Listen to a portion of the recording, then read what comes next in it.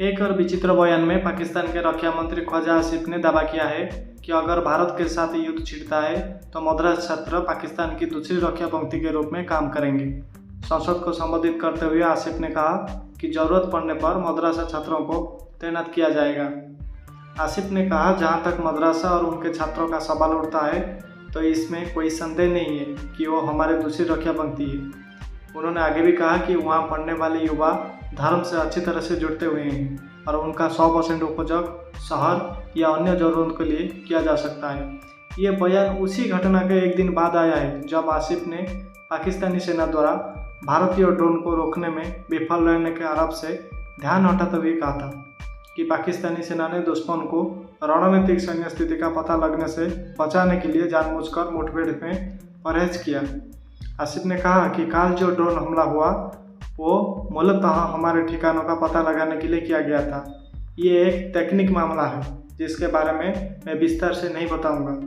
उन्होंने आगे भी कहा कि और यही कारण है कि उन्हें रोका नहीं गया ताकि हमारी लोकेशन लीक ना हो जाए। इससे पहले आसिफ को इस बात के लिए आलोचना का सामना करना पड़ा था कि वो अपने इस दावे के समर्थन में विश्वसनीय सबूत पेश करने में विफल रहे थे कि पाकिस्तान ने भारत के ऑपरेशन सिंदूर के दौरान 5 भारतीय लड़ाकू विमानों को मार गिराया था। एक साक्षात्कार के दौरान जब विस्तृत जानकारी मांगी गई तो आसिफ ने सोशल मीडिया को अपने शोध बताया, जिसके बाद CNN के एक एंकर ने उन्हें कड़ी फटकारा लगाई और याद दिलाया कि सैन्य दावों के लिए सोशल मीडिया विश्वसनीय आधार नहीं है। आसिफ ने कहा कि ये सब सोशल मीडिया पर है, भारतीय सोशल मीडिया पर, हमारे पर नहीं। इन विमानों का मलबा कश्मीर में गिरा।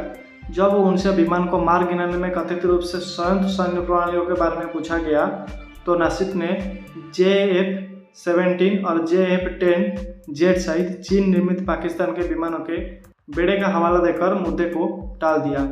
हमारे पास चीनी विमान है, JF-17 और JF-10, वो चीन विमान है, लेकिन अब उन्हें पाकिस्तान में असेंबल और निर्मित किया जाता है।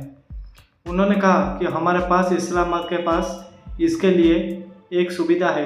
अगर भारत फ्रांस से विमान खरीदकर उनका इस्तेमाल कर सकता है तो हम चीन, रूस, अमेरिका या ब्रिटेन से विमान खरीदकर उनका इस्तेमाल कर सकते हैं। ये हमला ऐसे समय में हुआ है जब शनिवार को भारत ने पाकिस्तान के चिन्हित सैन्य ठिकानों पर जवाबी हमले किए, जिसके बाद इस्लामाबाद ने भारतीय वायुसेना के ठिकानों पर कई उच्च गति के मिसाइल दागी। पाकिस्तान द्वारा जम्मू सेक्टर में BSF चौकियों पर बिना उकसावे के गोलीबारी शुरू करने के बाद सीमा सुरक्षा बल ने सियालकोट के लूनी में एक आतंकवादी लॉन्च पैड को नष्ट कर दिया गया। ऑपरेशन सिंदूर पर एक विशेष सरकारी ब्रीफिंग में कर्नल सोफिया कुरैशी ने कहा कि पाकिस्तान द्वारा जानबूझकर हवाई ठिकानों को निशाना बनाए जाने के बाद भारतीय सशस्त्र बलों ने त्वरित और सुनियोजित जवाबी कार्रवाई के तौर पर तकनीक प्रतिष्ठानों, कमान और नियंत्रण केंद्रों, रडार साइट और हथियार भंडार को निशाना बनाया।